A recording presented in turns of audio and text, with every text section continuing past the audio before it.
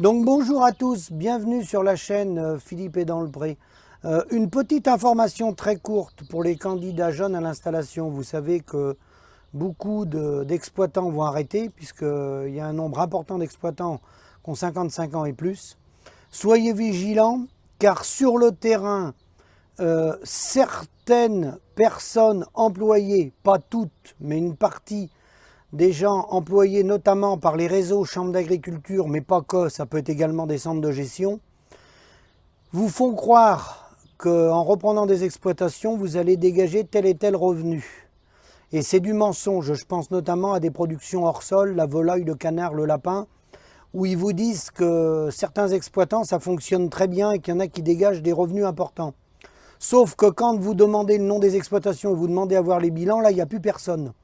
Donc je vous mets en garde, demandez bien les résultats économiques, car le but du jeu de ces gens-là, l'exploitant, lui c'est normal, il veut revendre son outil, il a travaillé pendant 42 ou 45 ans, ça c'est tout à fait normal, on peut le comprendre.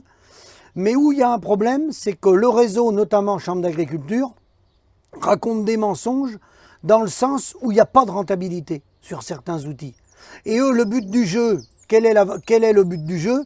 Eh ben, c'est de faire tourner les boutiques. Parce que du moment qu'on installe des gens, on fait tourner tout l'agroalimentaire, principalement les fabriques d'aliments, les semences, etc. Et le but du jeu du réseau Chambre, c'est d'envoyer des petits soldats au combat pour que ça continue le plus longtemps possible. Alors, installer des jeunes, oui, mais avec des revenus. Et des revenus, c'est 2 SMIC et demi. Prélèvement mensuel. C'est pas le SMIC ou moins du SMIC, ou 500 €. Ça, c'est un scandale. Parce que quand il y a un problème après que la personne tombe malade, ou même pour se faire remplacer, et bien là, il n'y a plus rien. Hein. Donc, une fois que le jeune il est installé, qu'il a emprunté, il est coincé. Donc, soyez vigilants, renseignez-vous. Moi, il y en a plein qui m'appellent. Moi, on n'est pas là pour casser les projets, on est là pour ouvrir les yeux aux gens. On n'a pas le droit de mentir. On n'a pas le droit de mentir. Avec 2 morts par jour, on n'a pas le droit de mentir. S'il y a un problème économique en agriculture, on doit le dire. Voilà. Il y a des raisons, on doit le dire. Et on ne doit pas faire diversion en emmenant les gens manifester dans la grande distribution, alors que le problème, il est le prix de nos produits départ ferme. Il n'est pas dans la grande distribution, le problème. Il est chez nous.